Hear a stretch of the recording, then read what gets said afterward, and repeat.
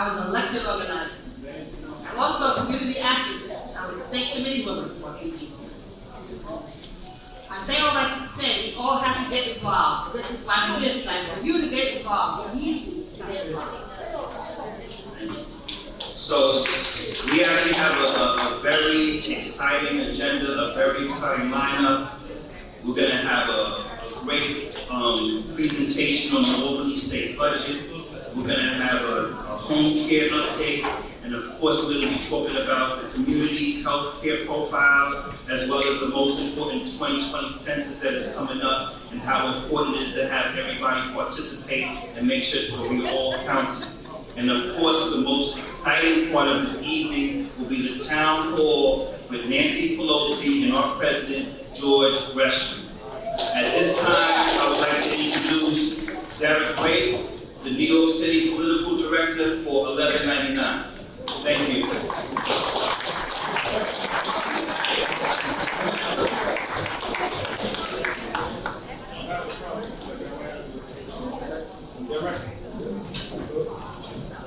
Michelle. 1199 in the house. Yeah. All right, how's everybody? So, as Adekime said, I'm Derek Gray, the New York City Director in the Political Action Department at 1199. I want to kind of get through this as quick as possible. My understanding is that there will be a Q&A later, but I just wanted to disseminate the information so that we can keep the agenda moving. So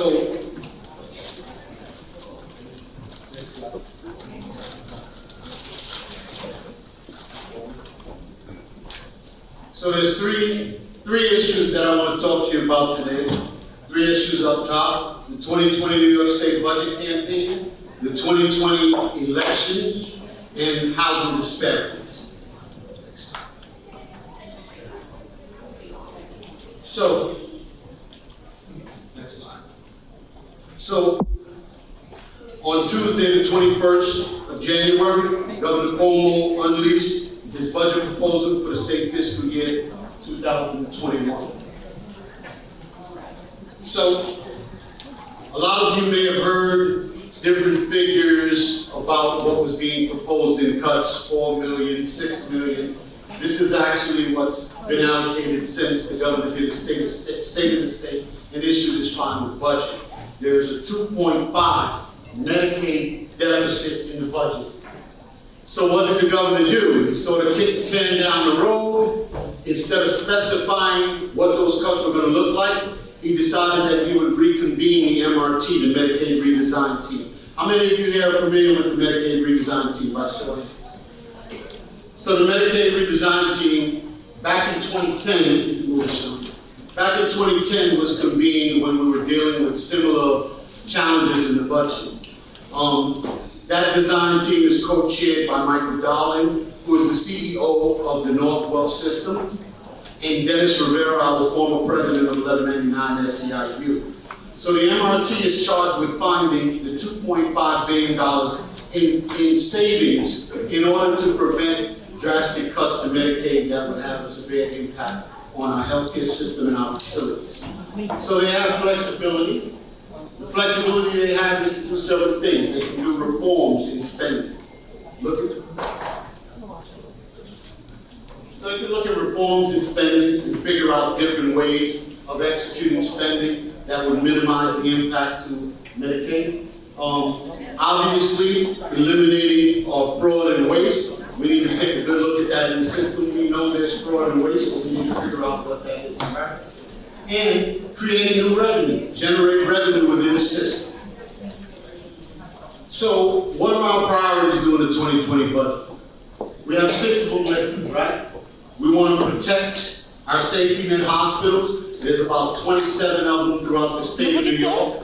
In the 5 boroughs, a couple that are known to you all, like Brookdale in Brooklyn and St. John's Episcopal Hospital in Queens. The other thing we need to do is protect our vital access providers, right? We have about 60 distressed nursing homes throughout the state of New York. These are nursing homes that are on the cusp of survival, and we have to make sure that we protect those vital services at those providers. We also need to reform the long-term care industry. industry and eliminate profiteering by insurance companies, right? Like CDPAP, Consumer Directed Personal Assistance Program. Works for some people, but we need to make sure that the long-term care industry is eliminating profits over people, right? Number 4, we want to require insurance companies to pay promptly for covered services. Many times, services that are covered are not being paid on time, and that's money that's not in the system. We need that money in the system to keep it flowing. Everybody with me? Yes. Okay, number 5, we need to adjust the spending cap. There's currently a 3% spending cap on the Medicaid budget, which does not factor in increased costs for health care. Neither does it factor in increased enrollment, right? Every year you have more folks enrolling in the Medicaid system and there's more dollars to be spent. So we need to look at adjusting that cap. Number 6, we want to raise revenue to ensure that the wealthy and big corporations are paying their fair share, like insurance companies and drug companies. These folks are putting profit margins over people, and the amount of money that they're putting back in the system with tax loopholes and all of these kinds of things are just not practical. So those are things that we need to pay attention to. Everyone agree? Yes.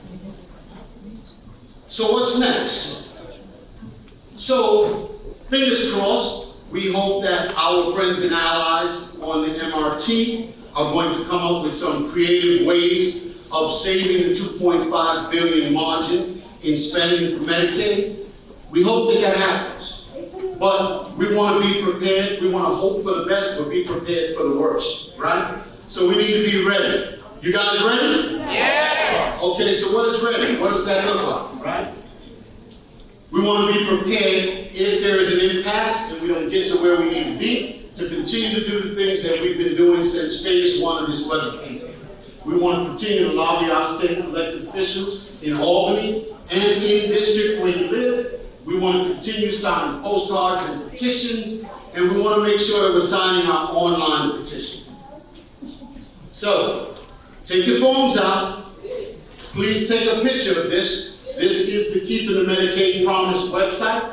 That is the petition itself. It's about 6 questions. You can go online, you can fill that out. We need you to take that information for that website and that petition back to your institution. Share it with as many coworkers as possible. Share it with your neighbors and your friends. Make sure they all fill it out and submit that petition so that we can make sure that we're flooding our state legislature and our government with these petitions saying that we stand united and we do not accept these cuts.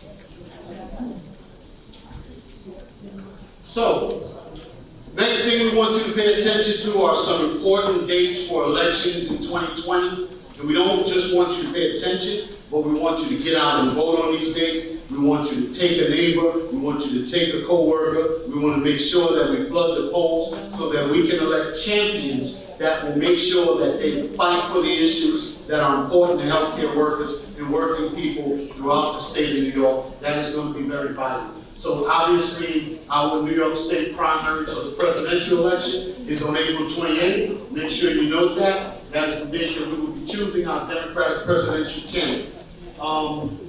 We have New York City primaries in the state legislature and in the House of Representatives. We're electing congressional reps throughout the state. We're electing all of our seats for New York State legislature on June 23rd. Please make a note of that. You would be surprised how many of our members, friends, and neighbors don't know that New York State now has June primaries. We no longer have September primaries. We now have June primaries, and that is the date for the primaries this year.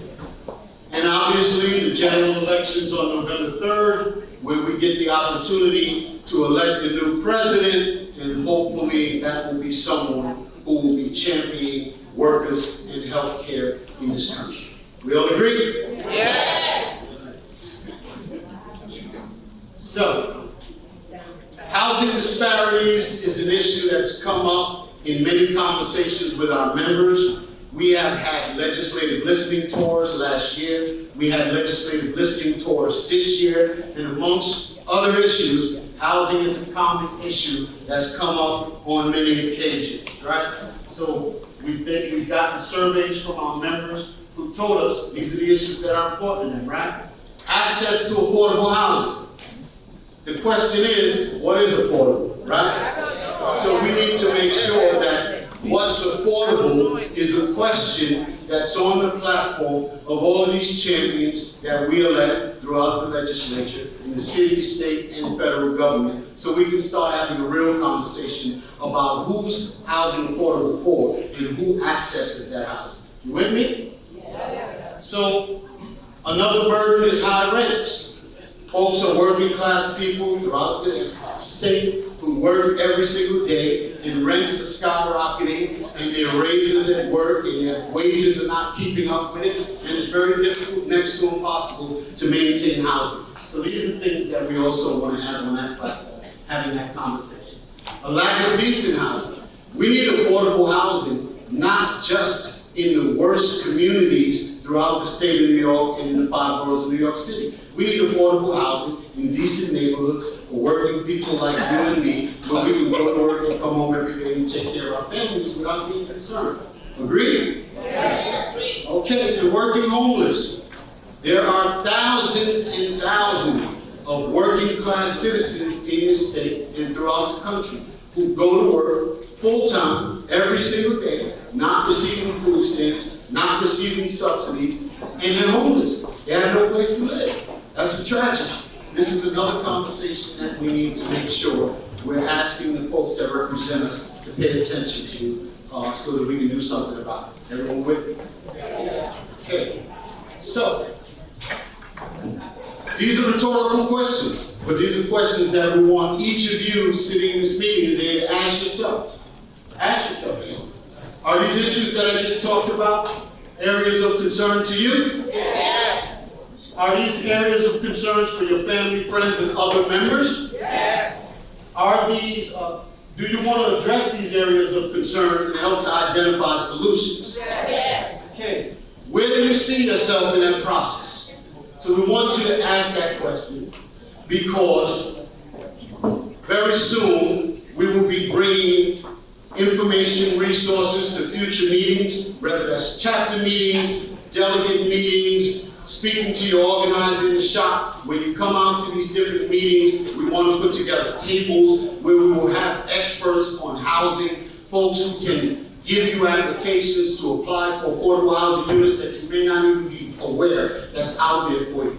Resources that will address all of those issues that we talked about are challenging for housing. So we want to make sure that you keep your ears open for that, for future meetings. We want to make sure we do that. Everybody with me? Yes. So let's make sure we stay ready when you go back into your institutions. Please tell your members we're expecting a good outcome from the Medicaid redesign team. But we should expect a good outcome, but be ready and prepared for the worst case scenario. So when we reach out to your VPs and your organizers and your delegates and say, we need to turn out members, it's time to hit Albany, it's time to hit every legislature in district, it's time to get the message out that we cannot sit back and allow these cuts to happen that will have drastic impacts on our institutions and our healthcare system in New York. And we're ready to fight.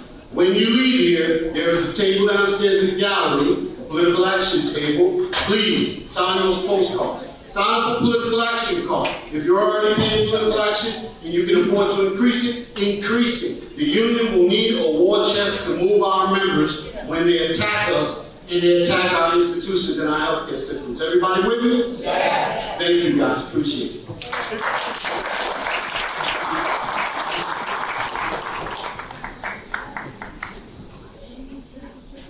Give Derek another round of applause for that. Thank you. I would like to take this opportunity to introduce Mr. Osmond Lewis, organizer from Mount Sinai Hospital, a contract who will be introducing the next speaker. Thank you.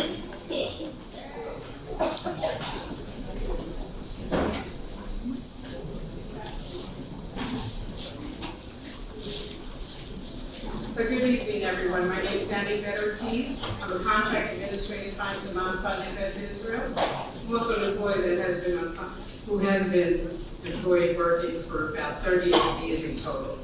So for all of you here, you know what that means. Dedicated employees, and And we're here every day to support our members and to make sure that our community is very well informed of what's happening as well. So not only for the rank and file members, but we need to bring back all this information to our community as well. 1199, how you feeling? Good. 1199, how you feeling? Good. You feeling good? Yeah. All right, my name is Oswald Lewis. I'm the organizer at Mount Sinai Hospital. Think about a year on board. We here to fight and work together to make sure we get things done, right? Y'all feeling good? Yeah. All right. So we want to take this moment now to introduce Sadiq Yukon, who's actually a partnership specialist in the New York Regional Census Center, United States Census Bureau. I think this person deserves a round of applause.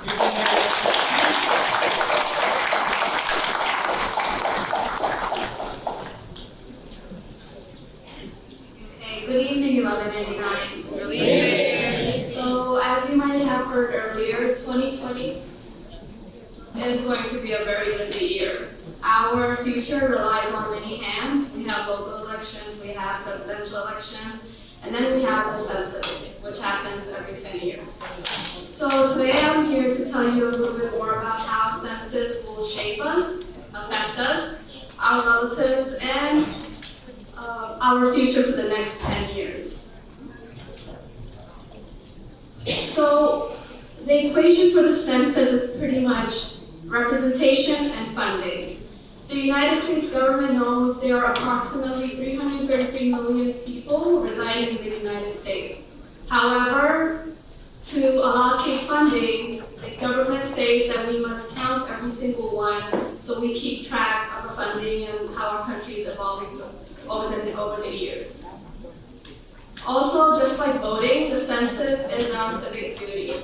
So, just like voting affects us for the next 4 years or possibly 8, the census affects us for the 10 years. So the census, as into representation, the census determines our House of Representatives. And to be frank, New York State has continuously lost a House of Representatives seat in the every decennial census so far. So this year, that's a challenge that we continue to face, but looking to overcome. There is money involved. The funding, $675 billion. So this budget is allocated for the 10 years. When you're spending 10 minutes to sit down and take the census, that's what's being taken into consideration. $675 billion and how it's invested back into your community over the next 10 years. Again, this affects everything, like I said, from our MTA to our hospitals, to our schools, to our public service programs, to nonprofits. And we all here in the city of New York, being the largest city in the United States, we must ensure that we are getting the services we deserve for our continuously growing population and diverse population. So if you see here, this is a comparison of how New York City and its boroughs have been doing in the past census. So from 2000 to 2010, there was an increase, but there was a small increase. So this census being the first census to go live online starting March 12th, this will be the first time, so pretty historical, where people will be able to go online and take the census by themselves. I'm sure everyone is familiar with the census form. The census form will still be mailed out to all the addresses listed, but you will have the option to go take it online.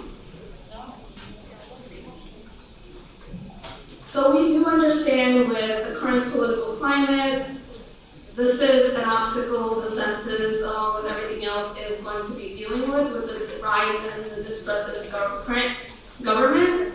So the census does understand that we must actively work and make your safety a priority. The census has taken a vow that everyone working with the census, so all my colleagues, everyone you see with a census badge and an ID, even after the census operation is completed and when we are no longer employees, we are still taking the oath to keep your information private, and should we breach any of that information, we are subjected to a fine of $250,000 5 years of jail time or possibly both. So please, when you are taking the census online, if you would like help, I would like to stress that if you are uncomfortable providing your information to whoever is assisting you, to please not provide them your information, and if you do, that will be your responsibility.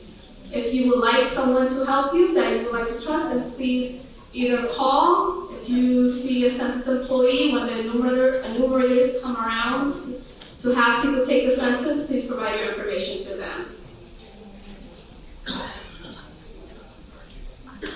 So as I mentioned earlier, this is going to be a very historical census where people are going to be able to take it online and over the phone. So over the phone part is where people can directly call, and it's available in 12 languages, as we'll go more further into the slide. You can see the languages available, but they will not be operators. So once you call, you're calling directly to that language, and that person on the other end of the phone line, they will be helping you complete the census, all 9 questions step by step.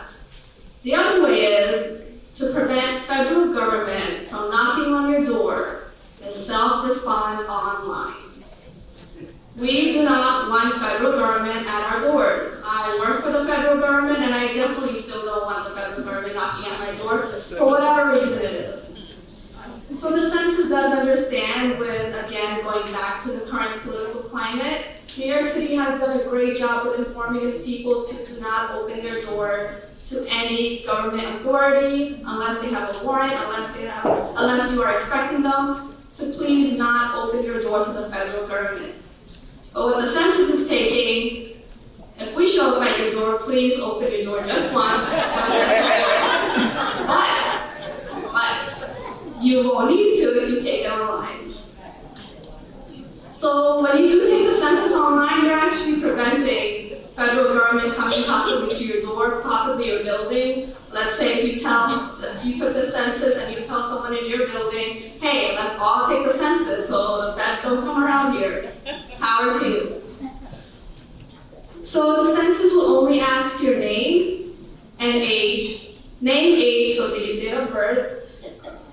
Yes, and your phone number. Yes, it's on there. So the name and phone number we're asking to prevent an overcount and an undercount. This means my name is Sadiq Khan, but living in New York City and in the United States, there may be several Sadiq Khans. But what is going to differentiate me and make myself count is my phone number.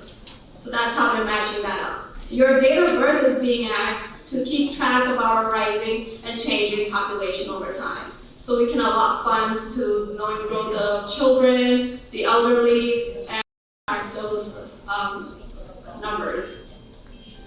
So please do not provide your social security, any money donations, or anything we have from a political party or any bank information.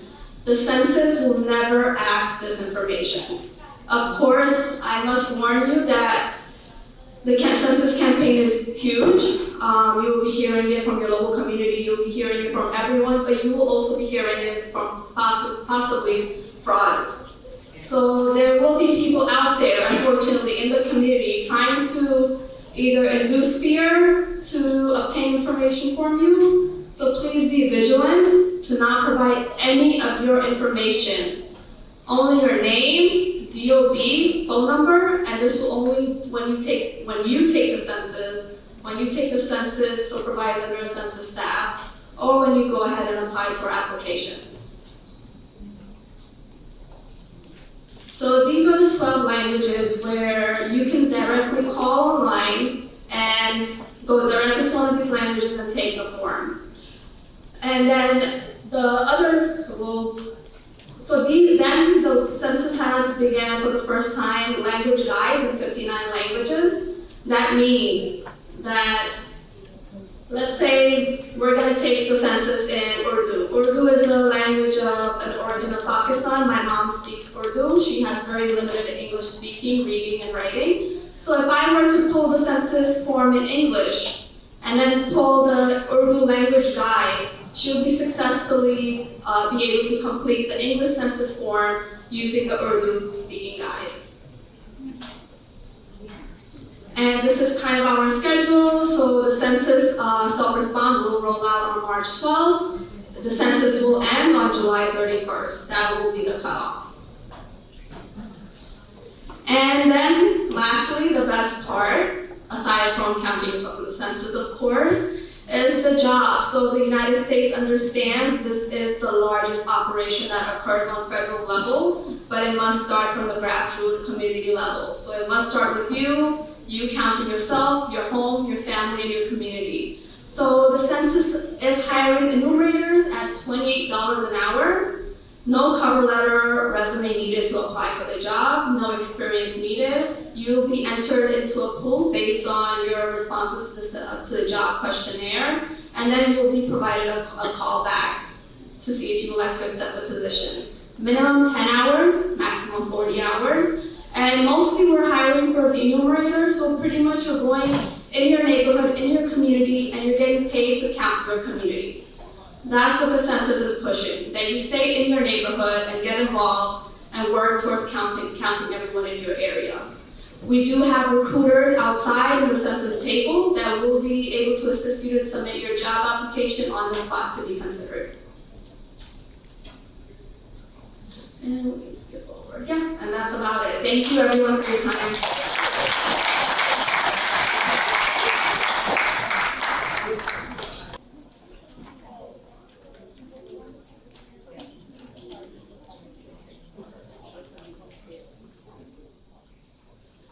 Evening, brothers and sisters.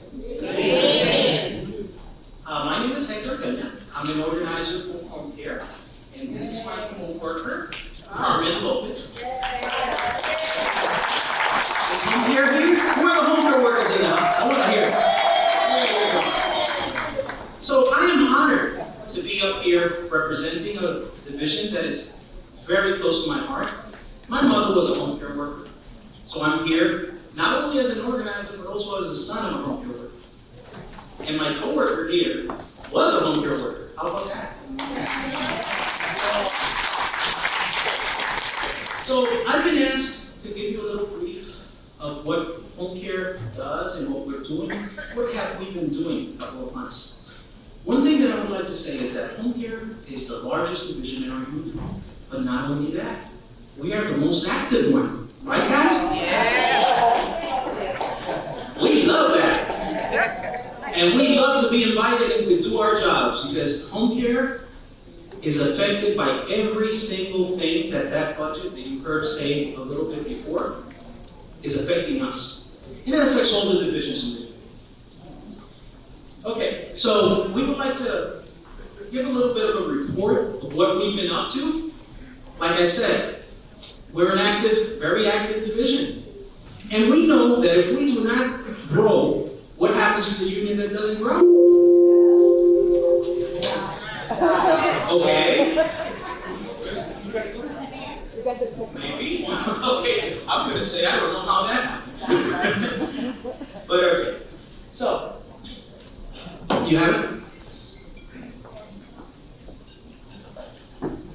We're having a little technical difficulty.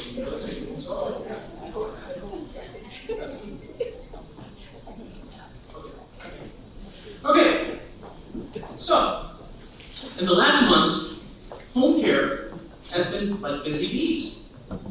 Visiting nurse services is one of the biggest and largest agencies in New York City. And we won a 3% raise for all the clerical workers in this agency.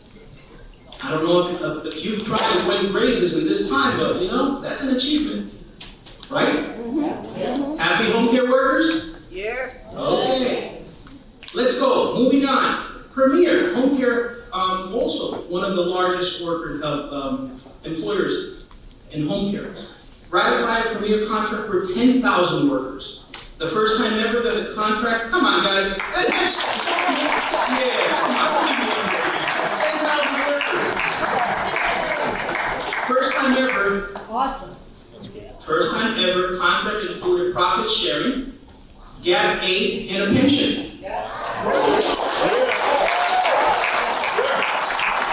We also won something that is the biggest growing sector in home care. It's called CEPAP. It's the ability to be able to take care of a relative, Yes. right? So we were able to win for the statewide contract for the Consumer Directed Program in New York State. That's a big achievement.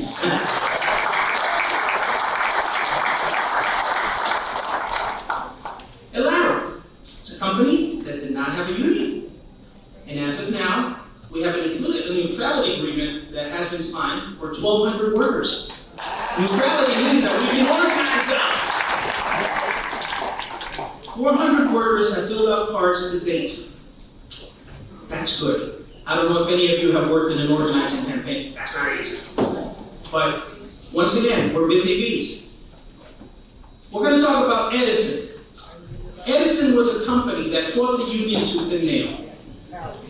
They did stuff that I'm not going to enumerate them because I will have to spend the whole night. But I'm going to tell you things like they were telling workers, bring your cards here so we can vote with us and stuff like that. They were able to basically disrupt an election. We put charges on them. And obviously, in a time where Trump has a National Labor Relations Board, I don't know if you think about this the way I do, but it's a difficult thing to do, to win a case with the NLRB with Trump as president, right? Yeah. So we won a case. Yeah. The National Labor Relations Board overturned the election at Edison. And we're going to have a new election. And we're counting on everybody to help us, right? Yes. Thank you. Okay, so there's a new agency also joining our family. It's called Reliance Home Senior Services. We won the car count for Reliance, and now we have 400 new members in Long Island.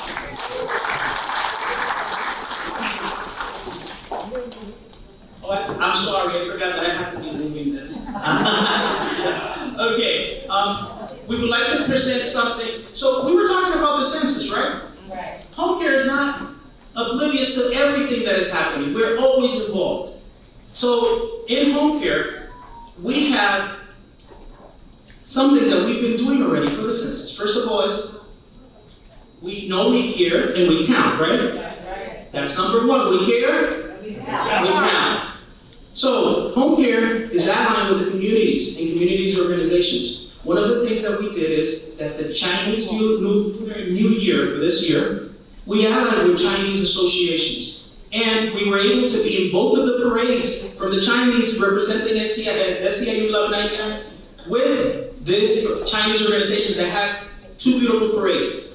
And I'm not going to say more than that because I'm always out of time. But I am going to say something else.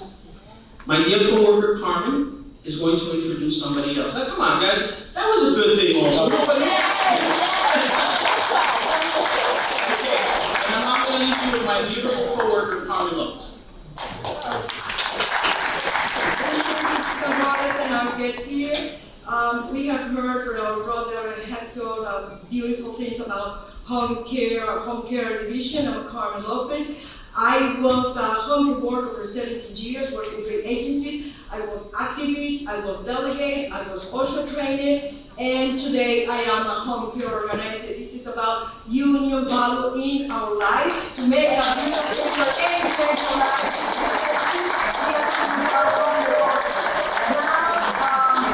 Now, our next guests are coming, Sandra Morales and George Cadet.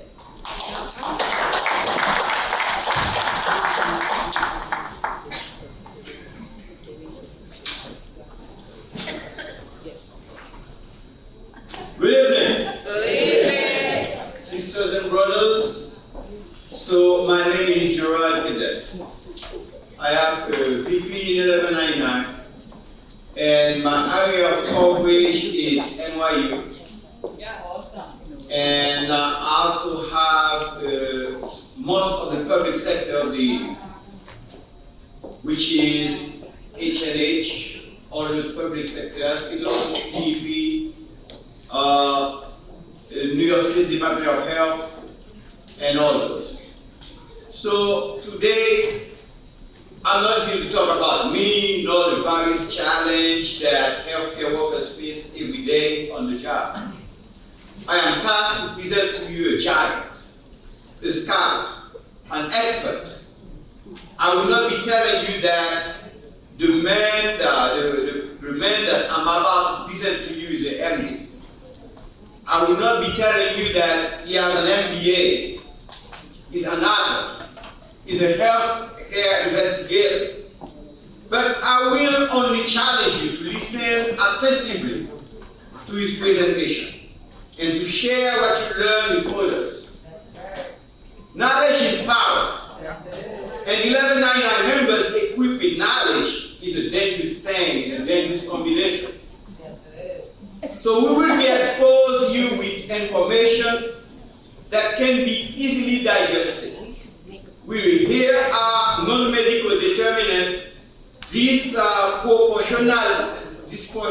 disproportionately affect population health.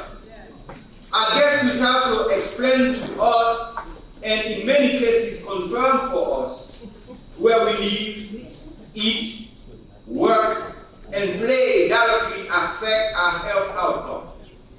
At this time, please join me in giving a rising 1199 welcome to our friend, the Assistant Commissioner for Health Department, Center for Health Equity and Community Wellness, Dr. Noel Manindo.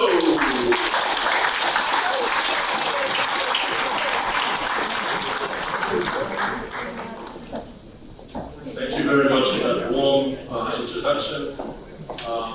Hi everyone, 1199, how you all doing tonight? Awesome, it's a blessing to be here. I used to volunteer with 1199J in Newark, New Jersey, the Healthcare Employees Union. I used to do educational programs, helping pipeline staff through the community college into other programming and other jobs in the healthcare system, hopefully moving up into other roles that they want to be able to move up into. Let me just make sure I know how this works. This is how it works. Okay, great. So my task today, and I know there's a very important element of this meeting right after me, so I'm going to stay right on time. I'm going to present to you the community health profiles. Community health profiles are surveys that the health department does every 3 years, and they contact New Yorkers across the city in all the different community districts and ask a series of questions related to health, to public health, and related to other social items, social indicators that are related to health. So I know many of you have heard of the social determinants of health. So many of you know the actual health of an individual is only about 12 to 15% down to seeing your doctor, filling your prescription, and all that stuff. 85% of your health really is down to your economic opportunities, it's down to your educational attainment, it's down to access to transportation, access to food and food security, access to quality housing, affordable housing, all the different issues that were raised earlier in the meeting. There's a whole spectrum of social determinants of health, and there are structural determinants of health, the very things that contribute to whether people are healthy in the places in which they are born, in the places in which they grow, and in which they learn, in which they go to school, in which they age, in which they play, in which they pray. All of that stuff ends up being important, even more so, and I know all of us here in the healthcare business, even more so than filling out your prescription and seeing your doctor. So, what are some of those things? First of all, starting up, maybe everyone knows this, maybe everyone doesn't. New York City is a city of community districts, 59 community districts, there are 12 in the borough of Manhattan, and we're going to focus on Manhattan today. So just here, just to sort of show you guys the distribution of 1199 membership. In this case is by zip code and by community district. And what you'll see is, I'm hoping this, okay. What you'll see is the upper part of Manhattan and the lower east side in the Two Bridges area is East Harlem, this is West Harlem, Washington Heights, Inwood, Central Harlem. All those areas tends to be a higher concentration. And you'll see that ties in with a lot of other things, and we'll get into the reasons very briefly of why that is. So, how many native New Yorkers do we have up in this room today? Raise your hands. Okay, very good. I'd like to ask that question because this here image shows you This was in 1616, when the Dutch folks colonized the island of Manhattan. And the Lenape people, the true native New Yorkers, were colonized, and African slaves were brought by the Dutch people to develop what is now the financial district, and including building a wall at that point right there to separate the area where the Dutch were operating from and the rest of the city. And that wall is now Wall Street. That's where Wall Street comes from. In 1661, I'm sorry, not 1616, but 1661, the enslaved Africans petitioned for land of their own so they could grow their own food and have a settlement and so on. And what the Dutch did was push them right over the wall, and these are the areas that were ceded to them. And in those areas, they were in constant conflict with the Lenape people. And so, but this was the beginning of New York City becoming one of the most, if not the most racially segregated cities in the United States. And what I'm saying to you is, the stuff we see today has deep and long roots in the history of this city. It's just the way things have been. And there was a system set up to create wealth and privilege on one side of things, and then a system that created disadvantage and alienation on the other side of things. And that continues today.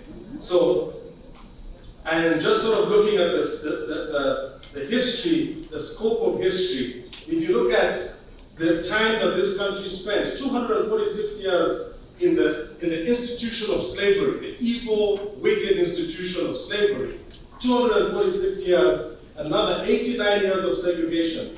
And it's only been since the 1960s, really, when the Civil Rights Act, Voting Rights Act, and etc., some of those things really did kick into place. And so really, if you look at it, this system of oppression has a long-standing history and is really rooted in everything that goes on here. We have had, as a republic, more time spent under these very oppressive systems. This was Jim Crow, basically, all the way through than we have had in the time when we had, and even when we've had civil rights and voting rights.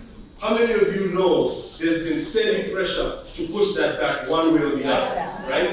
So voter suppression, all these other things going on all the time.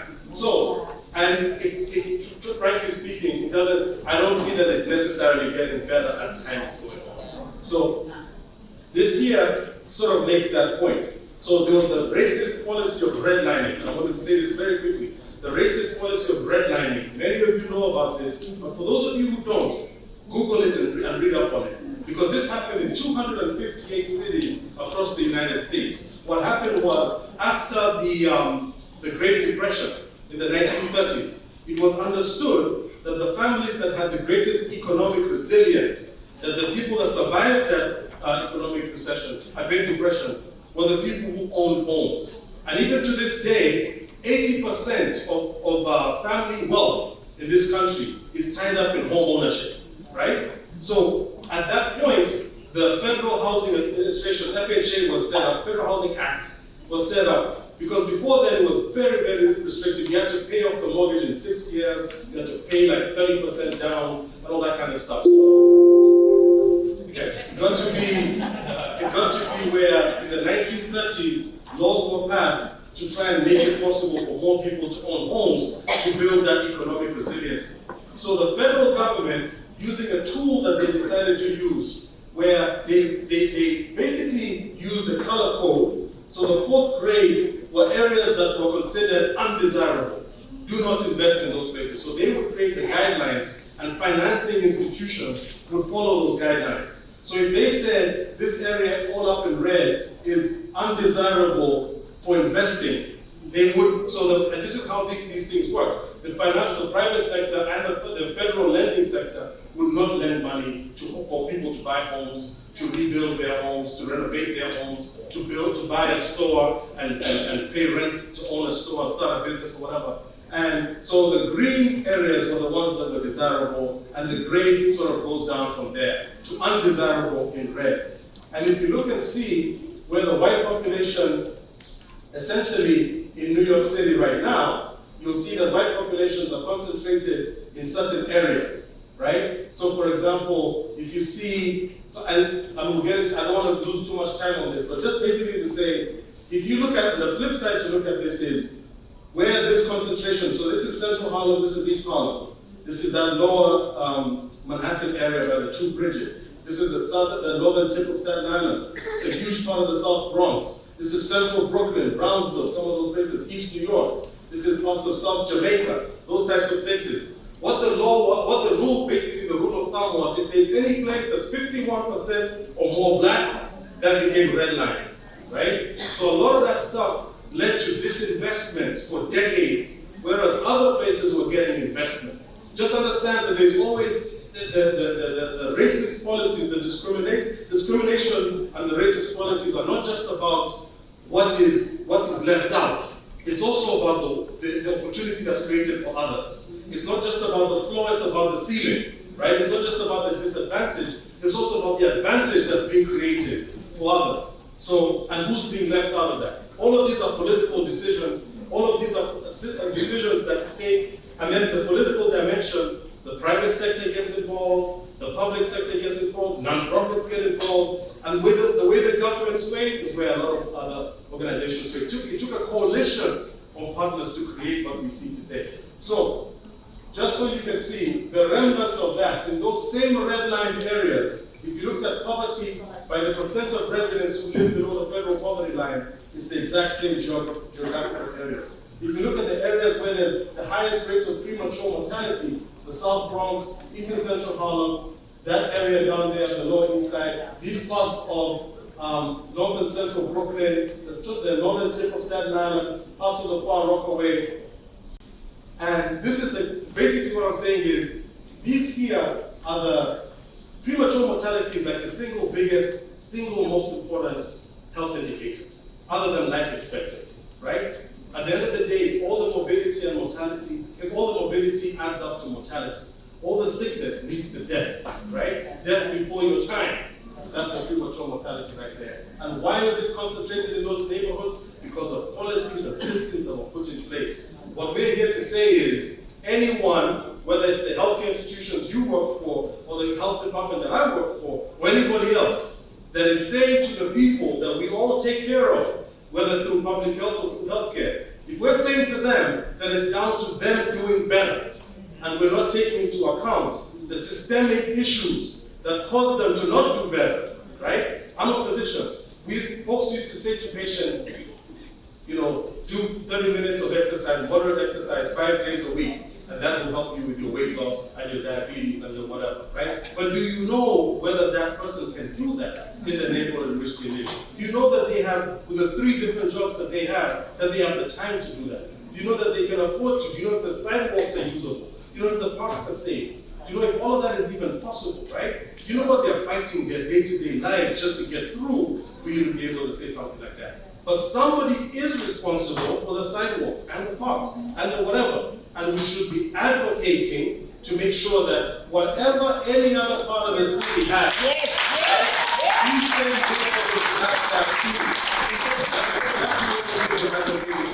and the way that it took a coalition of folks to create that disadvantage for some and advantage for some others, it'll take a coalition of folks to break that up. That's right. Thankfully, it's now people like us, all of us are in the different roles in which we are, right?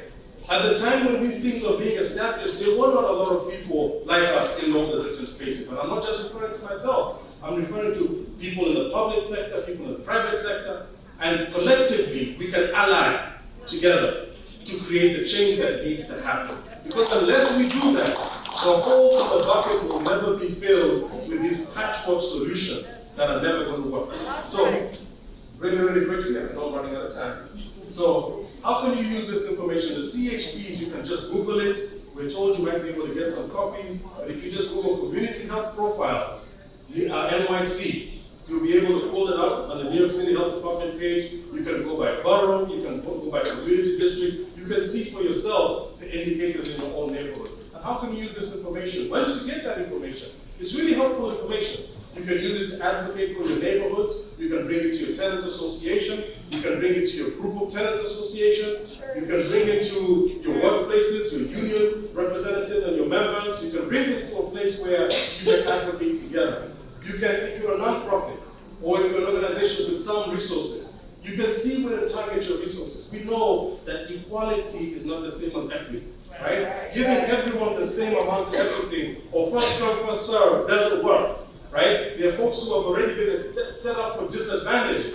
We have to start with the folks where the gaps are the biggest and work to closing that so that we can have a more equitable system that works for everybody. Then you can design stuff that's locally based. You can shape policies, you can write plans, you can do all these different things, coordinate with others. It's a really, really, really big thing.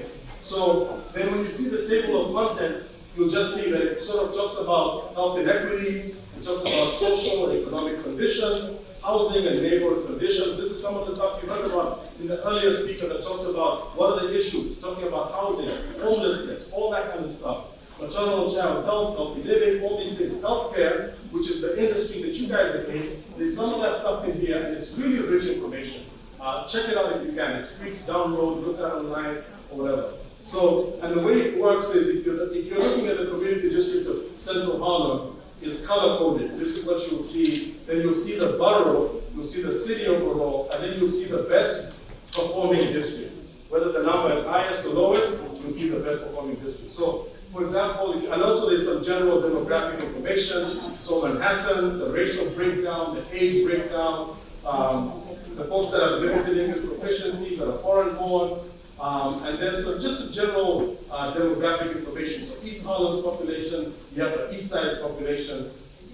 And then the section on social and economic conditions looks at things like elementary school absenteeism, on-time school graduation, highest level achieved, gentrification, violence, jail incarceration, social cohesion. Are their neighbors willing to help other neighbors, right? As the system exerts a lot of structural violence, systemic violence on people, it makes it harder for us to keep our bonds together, right? That's part of the design of how this system works, is to weaken our bonds of love, our bonds of connection, to even our own family members, let alone our own community. So some of these things are touched on. What I don't want to do is not to go through these things in a way that is depressing, in a way that is negative, and in a way that speaks to deficits in our community. Let's start by saying, those same exact neighborhoods that we looked at, East and Central Harlem, if you guys have had a little more time, we could go into some of this stuff in more detail. These are rich, vibrant neighborhoods, full of beautiful people doing beautiful things. And we have to value that. We have to stop with them. We have to stop with them. Full of resilient people, full of strong people who have been through a lot for multiple generations, right? And when a lot of our folks don't realize, they say, oh, my grandma had diabetes, mom had diabetes, I have diabetes, my kids will probably have diabetes, just something about us, right? It's not genetic. It's not genetic. If you look at the numbers, it's everybody in your building, half the people in your church. It's a lot of the people you work with, right? And when you see something like that, whether it's communicable diseases like HIV or non-communicable diseases like cancer and diabetes, then you know it's not genetic, it's not biological, it's not something wrong with us, as the system would have you think. As the system would have you think there's something wrong with our school, our students, something wrong with our whatever. Our teachers resource the way they need to be resourced, right? Our healthcare facilities resource the way they need to be resourced. Our neighborhood offices of the health department resource the way they need to be resourced so they can be present in the neighborhood and do everything that they need to be doing and that kind of thing. So just basically, I'm not going to go into all of these. These are this makes sense all by itself, but I wanted to highlight this one real quick for you guys, which is helpful neighbors. This is one measure of social cohesion, social connectedness, right? Okay. That's one? Yeah, 1 minute. Okay, gotcha. So then, basically here, if you notice this, you'll see that the Upper East Side has the lowest number of adults reporting, not lowest, but lower than East Harlem, reporting that their neighbors are willing to help one another. East Harlem has a slightly higher rate of that, right? That's the sort of thing we have to cultivate and build on. That's a strength that our people have had for decades and for centuries. That's a thing we must build upon by being together more. So the time has run out. So what I want to basically say is any type of organizing that can be done. One of the things we have in East Harlem, we have hundreds of NYCHA residents who are participating in a community health worker program and are doing walking. They do health coaching, they do all that other stuff, they do advocacy of different kinds. But the walking groups is what blesses my heart the most. It's literally about 800 to 900 people in 2 walking groups per week in 5 different NYCHA developments. And I'm saying that is one way you get to push back against the system that creates one simple way that almost anyone can do. And when we do it together, right, we can make a bigger difference. What we added to that program was, and this was residents giving us that feedback, is they wanted to do 311 whenever they see a thing, as we're doing the walk, right? And we see a broken sidewalk, we see uncollected trash, we see a broken fence, we see different things, lack of lighting, right? So collectively, that group of 20 or 30 people gets out their phone and does 311. And we all do that pressure at the same time, so that we can all pressurize for change. There's some simple things that we can do, and I just wanted to highlight that as an example. But there's a lot of other things I just haven't had the time to highlight. But I want to say, in alliance with everybody else who spoke today, what you can do is be counted in the census. What you can do is do the voting, the April primaries, the June primaries, the November election. Be involved in that stuff and make a difference. Thank you very much.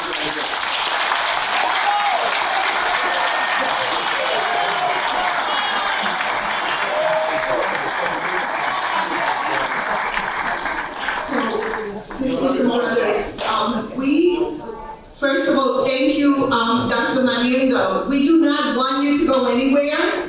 We still have a question segment and we want to hear more from you. But as many of you know, and some of you are getting a call at this moment, I know I got a call at 6:45. That means that you're contributing to political action, number one. And it also means that we are getting on a town hall meeting conference call.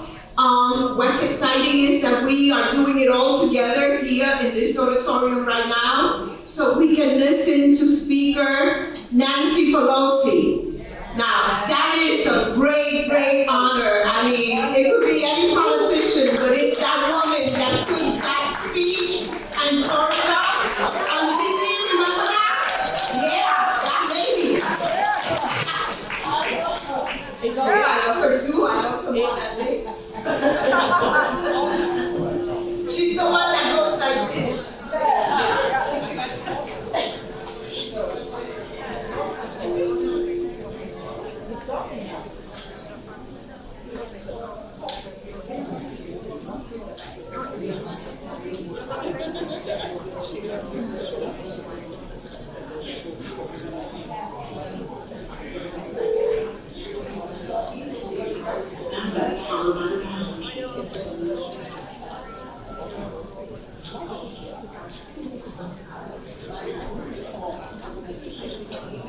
Basically, I'm looking to preserve life for the very wealthy residents standing up for their constituencies, working people like us. But together,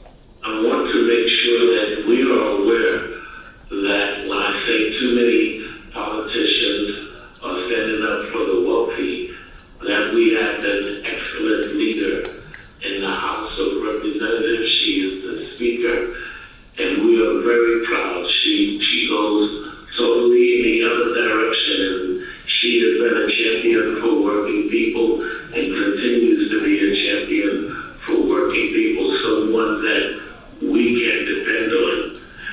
She's worked hard, even at this time when we have the Republicans that are pushing back and refusing to pass legislation. She's managed to pass within the House a federal minimum wage, raising it to $15, that she's lowered prescription drug prices, and most importantly, she's held Donald Trump accountable for the abuse of office that we have all witnessed during his tenure as president. And so it's with my great honor to introduce to you our Speaker of the United States House of Representatives, Nancy Pelosi.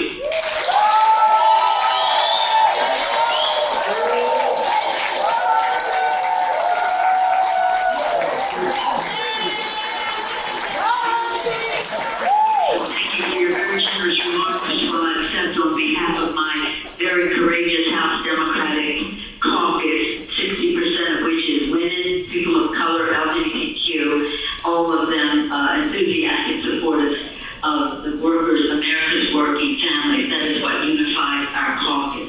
I feel very honored to have the opportunity to share some thoughts with you this evening and with your members. I had many SEIU folks with me yesterday in San Francisco where we celebrated the PRO Act. And we will continue to celebrate it because it is a key to giving more leverage to America's working families. So thank you for this opportunity to share some thoughts in acknowledging our fight to achieve by passing the minimum wage, HR 3, prescription drugs. And I know we'll focus on healthcare here, but you know, we have an expression because people get sometimes a little concerned about what's going to happen next. And I say, we don't agonize, we organize. You know that expression, you use it as do I. But I've added something else now, so we don't agonize, we organize, and for America, we unionize.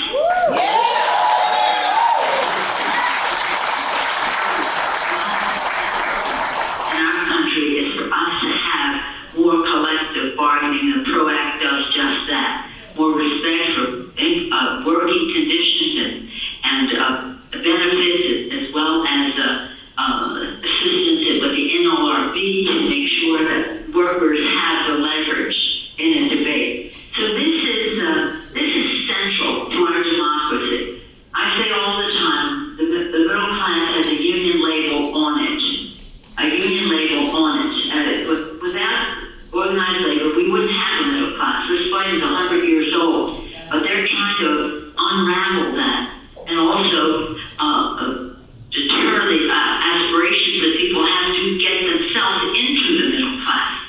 So this disparity is criminal in my view, in many respects, as to how they exploit workers.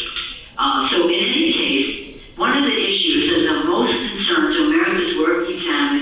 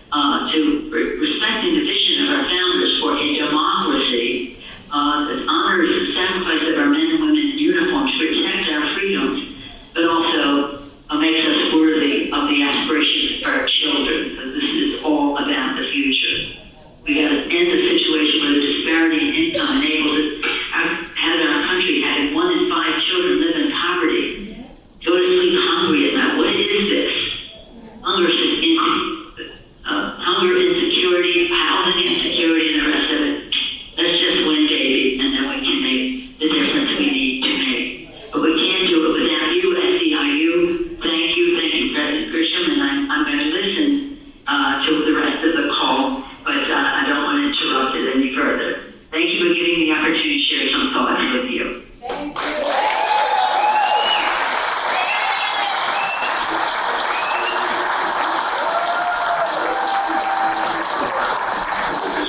Columbia, we want you to know that we have your back, as you have always had our back. Thank you. Thank you, President Christian. Thank you. Thank you, thank you, SEIU 1199, United Healthcare Group.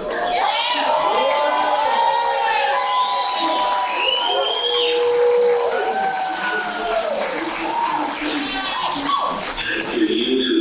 You too.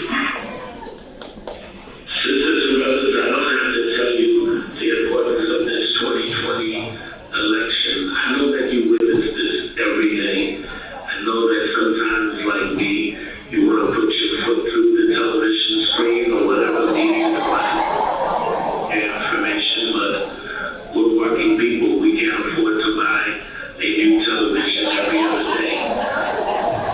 Who has is the power to communicate, the power to mobilize, and speak and sense, to organize, to make sure that we can unionize around this. And so I'm hoping that this goal will inspire you to do what we do best, and that is stand up for working people, stand up for the dignity and rights.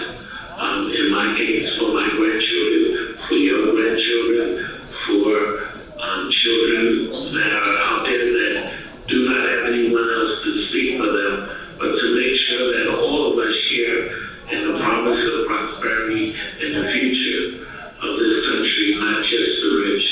With that, I'd like to turn over to you, our political director, Yanni, who's going to continue to talk how we plan to prosecute this event. All right, so good afternoon. So we just kind of started the call because we want to move forward our program. So are you guys fired up? Yeah! I heard Roger. Are you guys fired up? Yeah! All right. So listen, I feel like this is the first time Barack Obama got elected and how energized it is. Because I think based on the call with Nancy Pelosi, where we at right now, listen, we could only be fired up. What's in the White House gave us so much energy for us to make sure that he's a one-term president. Make sense? Yeah. All right. So just moving forward with the program, my name is Mike Ashton, the Vice President for New York Presbyterian. What I want to do now is the questions and answers part of the segment. So I believe there's folks here with cards. Could you hold your hands if you have cards? So if you have questions for Sadiq Khan or Dr. Noel Manino, please feel free to write down your questions and somebody will get those questions to me. So I have one question, and I believe this is for Sadiq Khan. So this is in regards to the census. The question is, what are the hours for the census work? So for the census, it is up to 40 hours a week, minimum 10 hours. So as long as you're meeting the minimum 10 hours a week, you are considered an active federal employee. Of course, you have the option to go to 40 hours or more. There's opportunity for overtime should it be needed in your community. So as long as you're hitting the 10-hour week mark, you're fine. And you're able to set your own schedule. So I have a follow-up question in regard to that. Can you repeat how much it is an hour? It is $28 an hour. 2-8.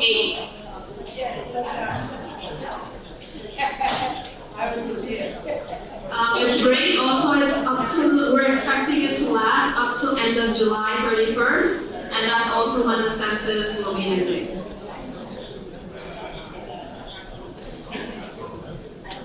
All right. So the follow-up question is, again, Steve, this is for you.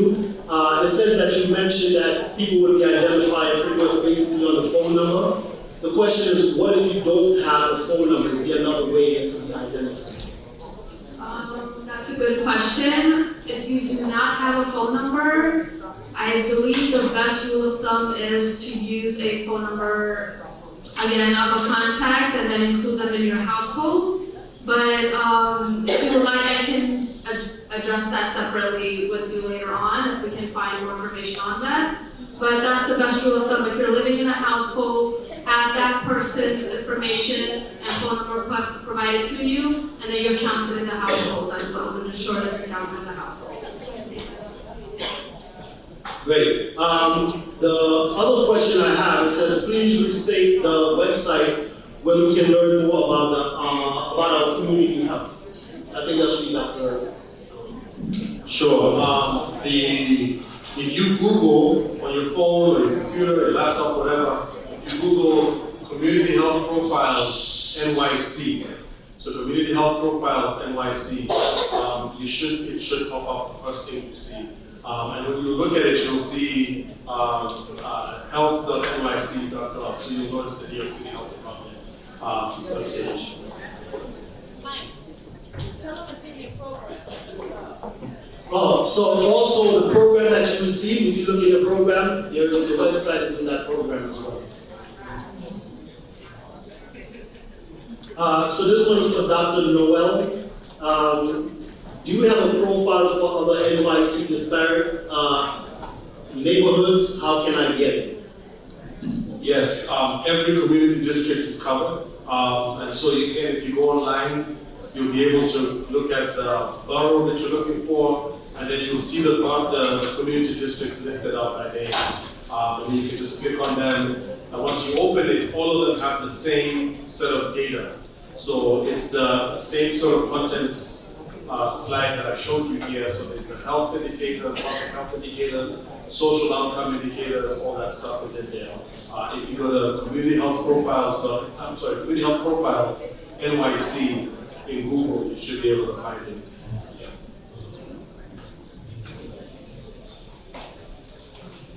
Cool. Seeing that there's no other question, hey.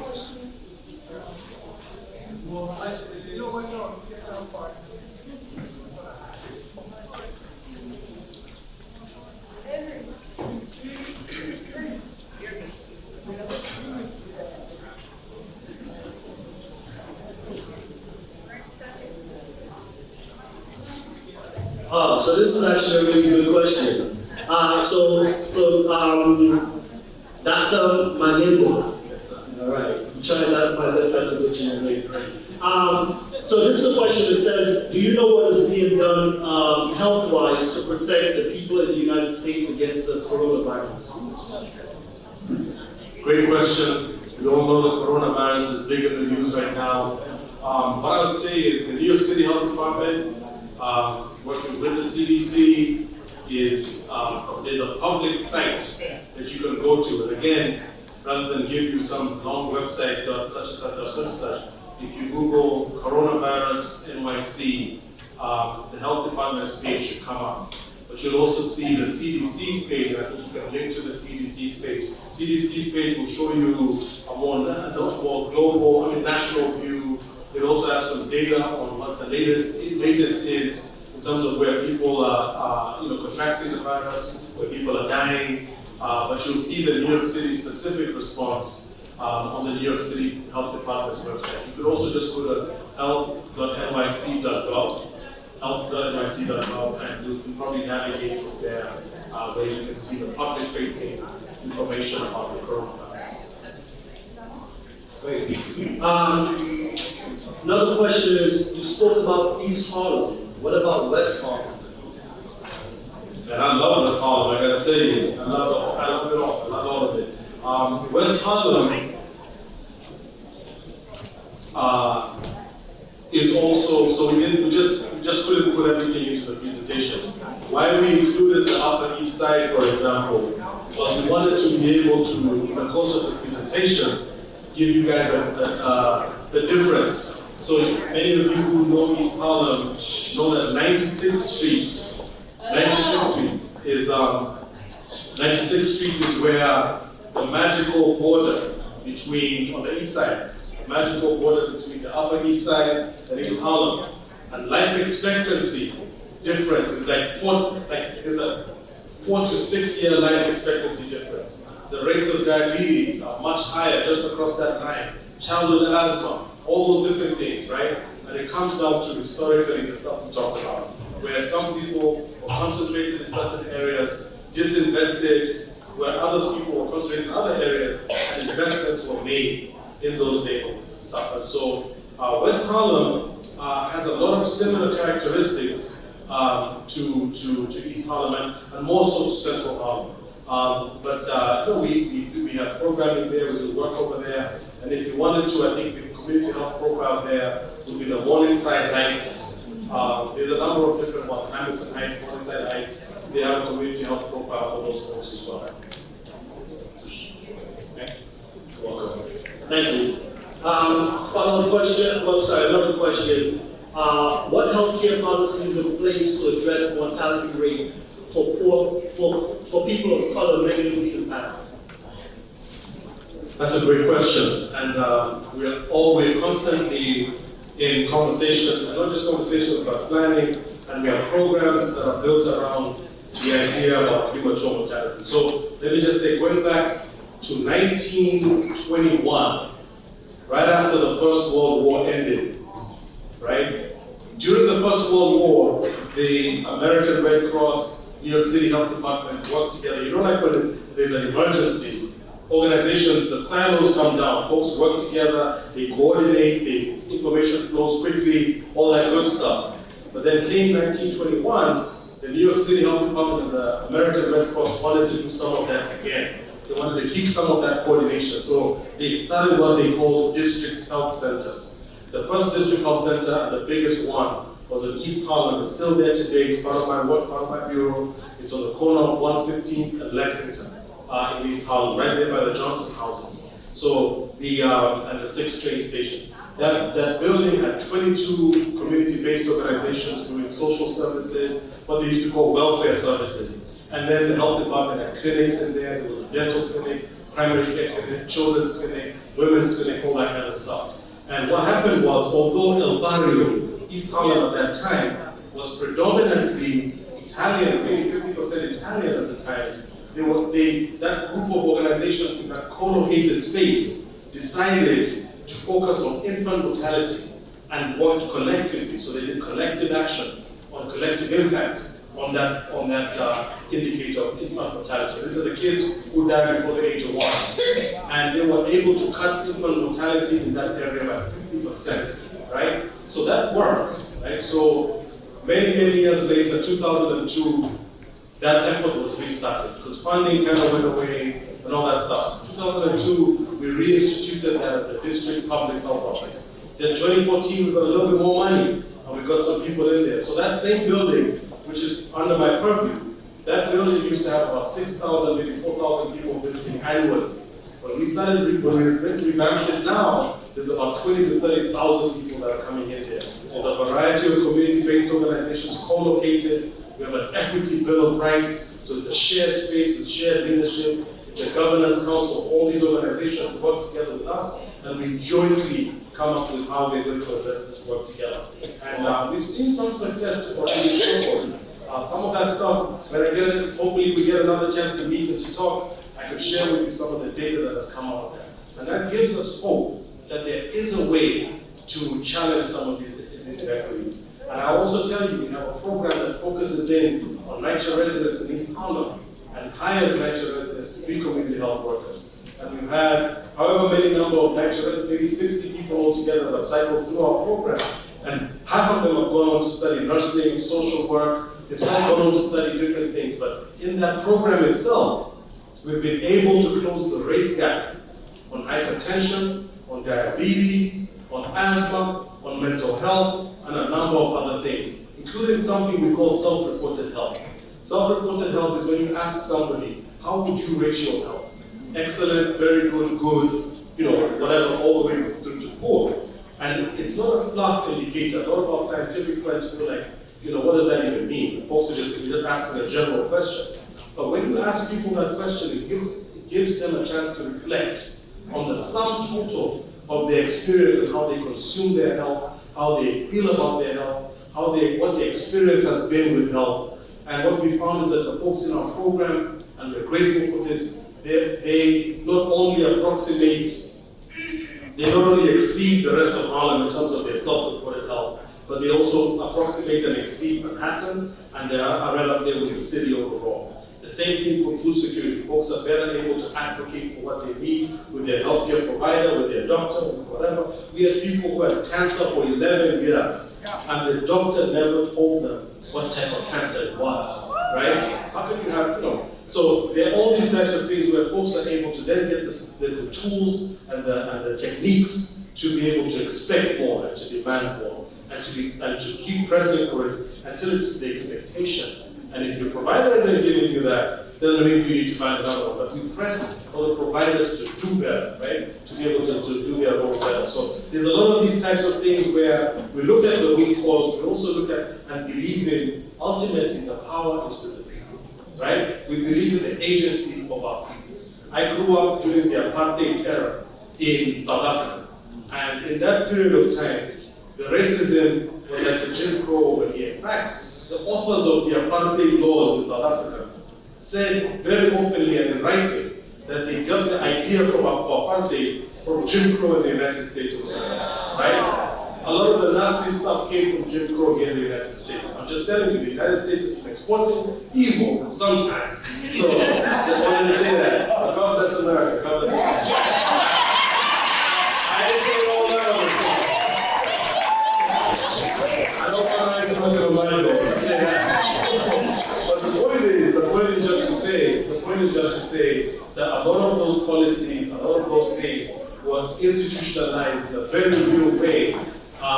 And when I came to the US, I wasn't doing any type of, I wasn't blind to the fact of American history. I think I was in 9th grade and I read Malcolm X's autobiography, right? So we knew what was going on, things like that. But there's definitely the legacy of that history, and it's still going on today. It takes different forms, and many of the same forms. And for the folks who experience it, just like sexism or whatever, like I as a man can't sit here telling women that I don't think sexism is a bad issue as it may have been before. That's not for me to say. The people that experience it are the ones that must speak about it, and they must be believed when they say it. So the people that experience racism, they must speak about it and they must be believed when they say it. And when the sisters and our sisters amongst us who have the sexism and the racism and whatever else going on, right, they must be listened to even the more, and that type of thing. So we have try to think of that when we do our program.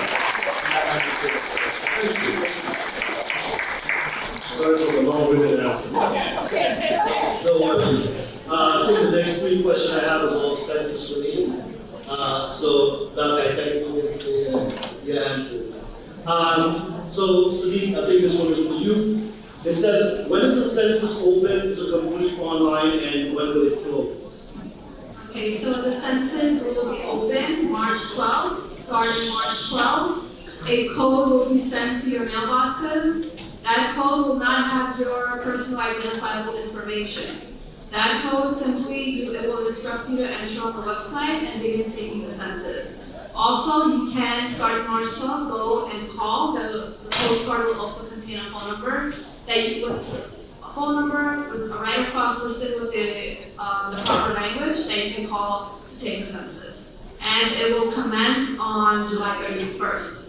Yes. So starting March 12th all the way up to July 31st. So we do have a lot of time, and to piggyback on the doctor is that growing up in East Harlem and Harlem continue to be undercounted.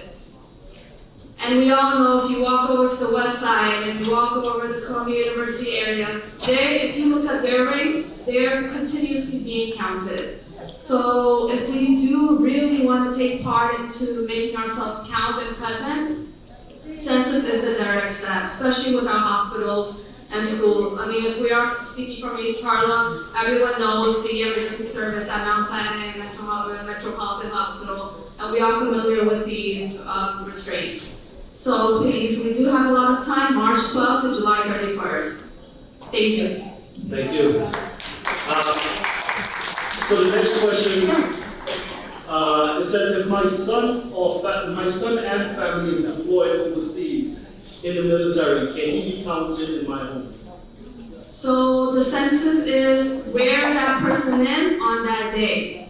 That's who you're counting, who is in your household on that day. Even if you have a child in the military, in college, they will fill out the census of where they are. But you are filling out the census of everyone in your home and who has been residing in your home. And what constitutes a person residing in your home is where they are sleeping the most.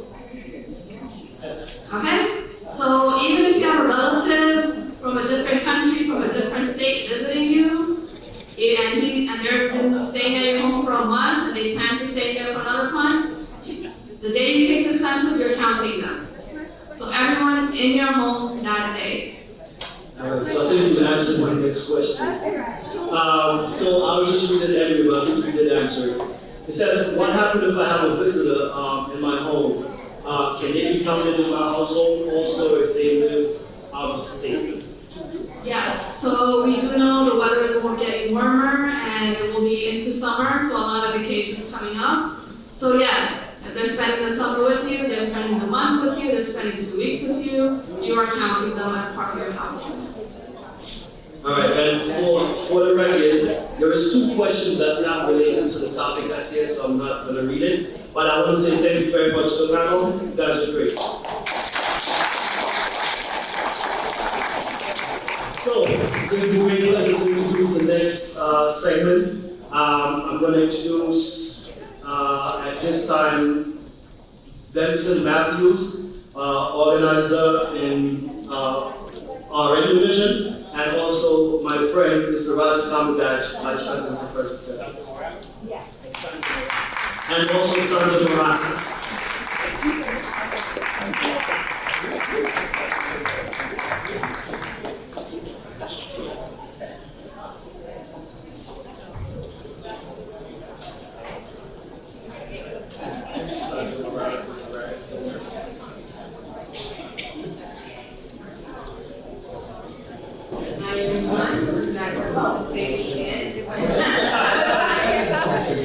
I'm a registered nurse at Mount Sinai. I am an RN delegate for the greater part of 22 years with 11 NICU. I've been a registered nurse for 32 years. And I have been an activist since the 60s.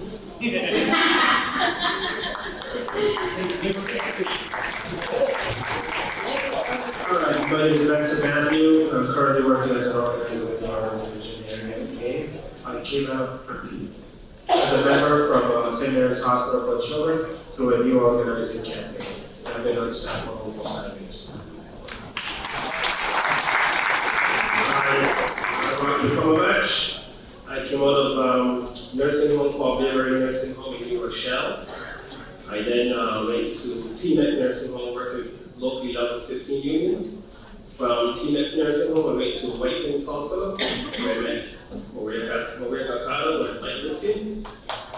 I was a delegate there for one week, and then came on staff 11 months later. I was then on Maria Kakado's team going to the nursing homes and hospitals in Yonkers. From Yonkers, on Maria Kakado's team, I went to pharmacy, which, anybody in the house? Yeah. Okay. So I did the Reading area from Lower Westchester all the way to Albany, so anyone knows that turf. That's a huge turf to cover, but it was still done.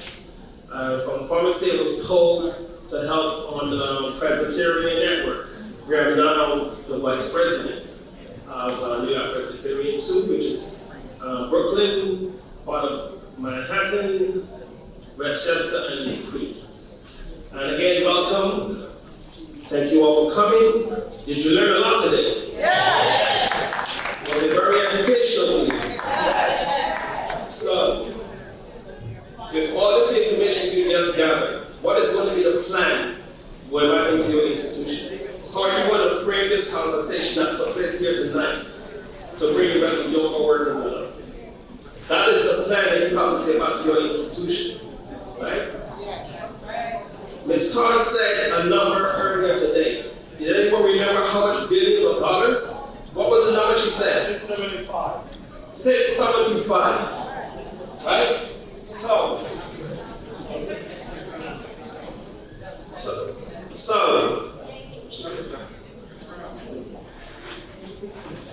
$675 billion. Let's connect the dots, right?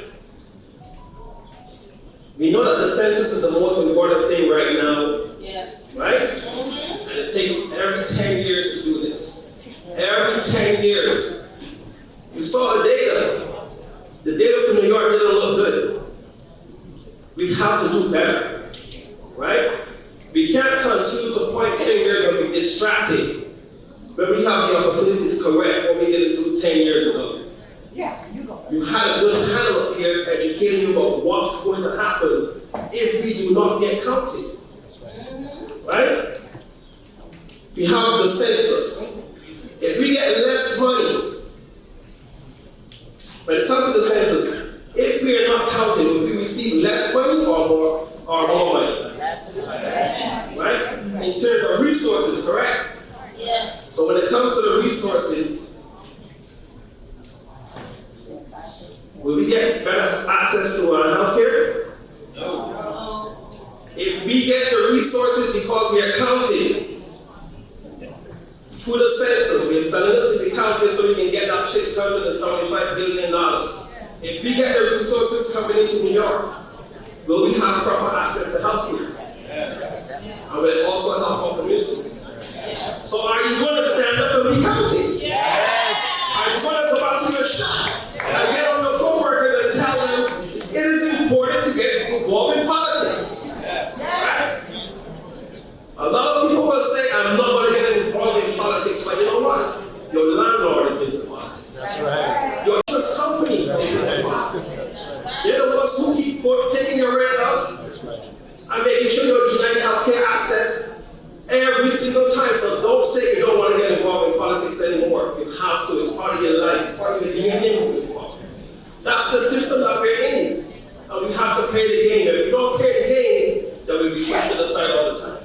All the red lines you see up there will continue to happen if we don't get involved. This is not a joke anymore. We have our own destiny in our hands to do something. Instead of talking, we have the opportunity to do something right now.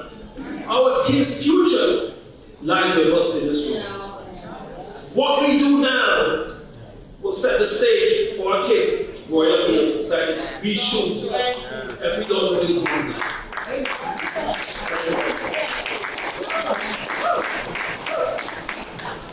Now that our preacher, Brother Roger, it is 1:99 and it's time to call to action. What is our commitment? Brothers and sisters, leaders, activists, what is our commitment to get this done? Get everybody to do the census! Your jobs, your shops, your communities, and put the word out. Get the word out. I better move. Anything else? Get sure that we vote in November. Make sure you vote in November. What else? In June. And in June. And in April.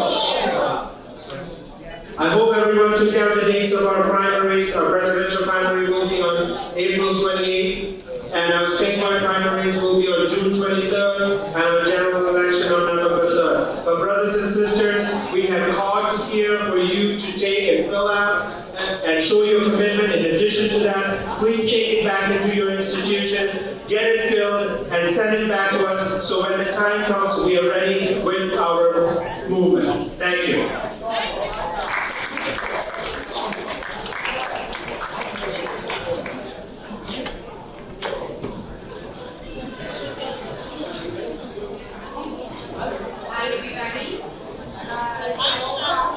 Hi, Sandy.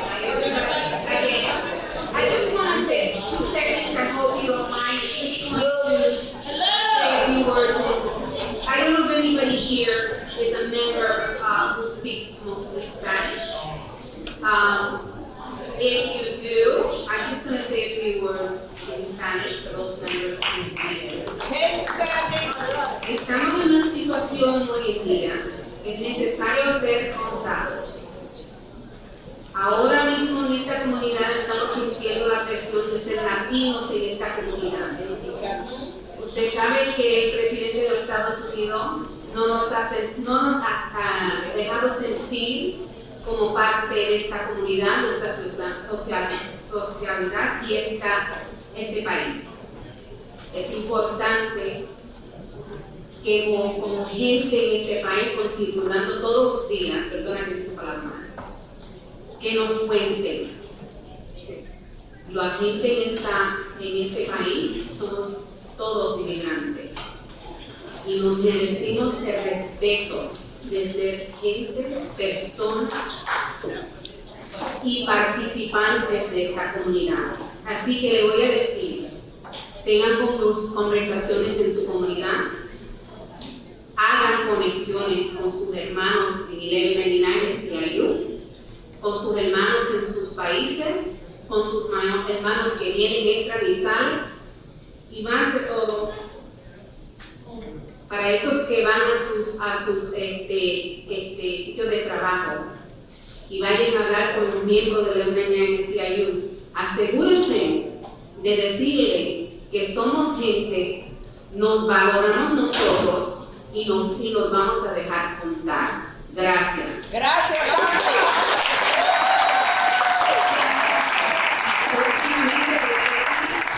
Now I'm switching back, everyone. I just said that it's basically in Spanish is that as part of the Latin community, we all know that we're very heavily under attack.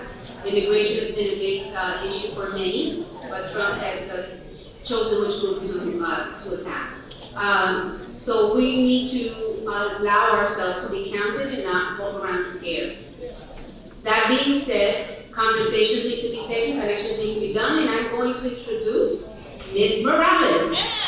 Samantha Morales, who will continue the conversation. Thank you very much. I'm gonna make it quick.